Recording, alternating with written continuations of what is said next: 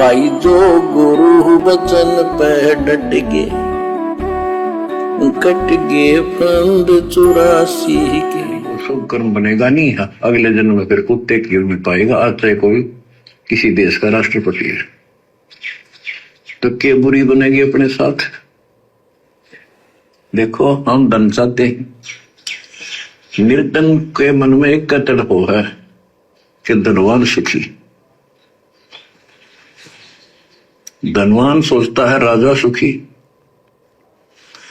अब आपको एक छोटा सा उदाहरण देता हूं। निर्धन क्या सोचता है कि धनवान सुखी होगा, राजा सुखी होगा। भाई और बहनों, हर प्रकार के उदाहरण हमें गुरुदेव ने सत्संगों में दे रखे हैं।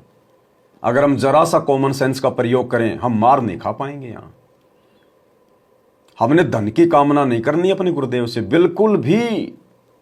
जिस हालत में गुरुदेव हमें रख रहे हैं, सहर्ष रहेंगे हम। जिस प्रकार नेकी को पता था कि तेरे बेटे की गर्दन काट दी गई है, उसके बावजूद भी अपने परमात्मा के लिए, अपने गुरुदेव के लिए भंडारा बना रही है, शब्द गा रही है, आंख में आंसू नहीं। और शम्मन को भी कह दिया कि आंख में आंसू नहीं आना चाहिए, नहीं तो गुरुजी भोजन नहीं खाएंगे।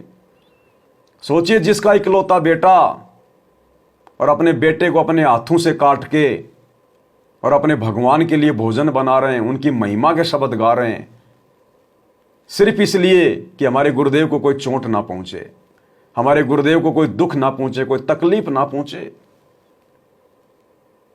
हमने नेकी से शिक्षा लेनी है, सम्मान से शिक्षा लेनी है।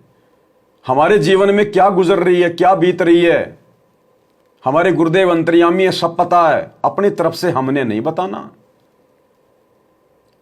जैसे इन फिल्मों में हम देखा करते थे, किसी का पति एक्सीडेंट हो जाता था, किसी का लड़का एक्सीडेंट हो जाता था, वो औरत दौड़ के मंदिर में जाती थी, सबसे पहले शंकर जी का वो घंटा बजाती थी, उसके बाद में उसकी चौखट के ऊपर सिर मार मार के, हे माता मेरे ऊपर आपत्ति आ गई, हे भोलेनाथ, हे अंतर्यामी, मैं भी मर जाऊंगा सिर फोड़ फोड़ के।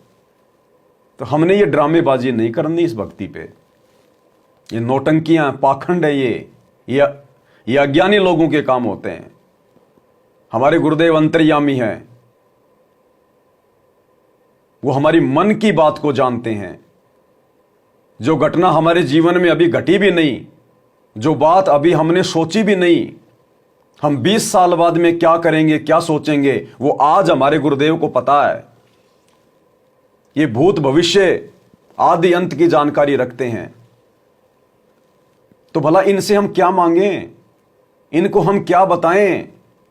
अपने गुरुदेव के सामने कोई प्रार्थना करना, भक्ति के अलावा, भक्ति के लिए हम लाख प्रार्थना करें, गुरुदेव दास मर्यादा में रहे, हे गुरुदेव आप सदा अपने दास के साथ में रहना, हे परमात्मा दास को भक्ति दान देना, ये तो लाख प्रार्थना करो, दिन रात करो।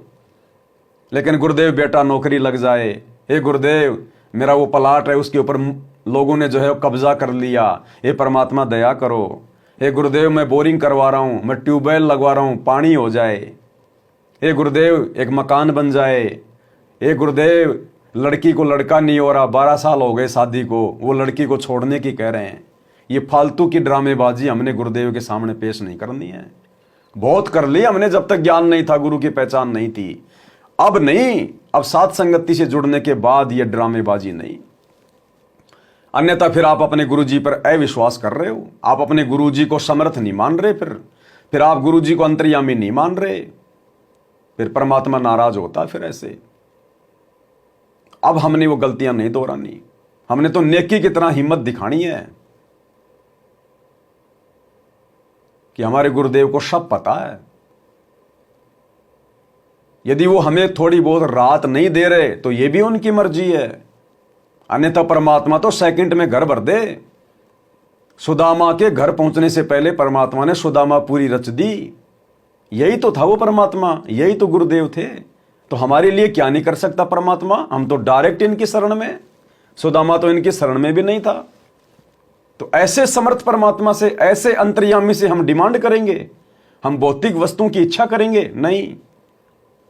यदि आवश्यकता होगी, परमात्मा समय से पहले वो वस्तु घर में रख देगा समय से पहले, चाहे कुछ भी कारण बने, कहीं से भी धन आए, कुछ भी कर देगा परमात्मा। जिस प्रकार सुदामा के घर में बच्चों के खाने के लिए आटा भी नहीं था, एक रोटी शाम की जो है बची हुई थी, सूखी रोटी, और वो रोटी सुदामा की जो स्त्री थी उसने छुपा के रखी थी कि रोटी एक है और बच्चे 4 हैं, कौन से को दूं, लड़ेंगे आपस में। और वो रोटी के लिए रो रहे थे, झगड़ रहे थे, और सुदामा परमात्मा का भजन कर रहा था, उस गरीबी में भी एकांत में जाके रो रहा था कि परमात्मा मैंने किसी जन्म में दान धर्म नहीं किया, जिस कारण से आज मैं इतना गरीब हूं।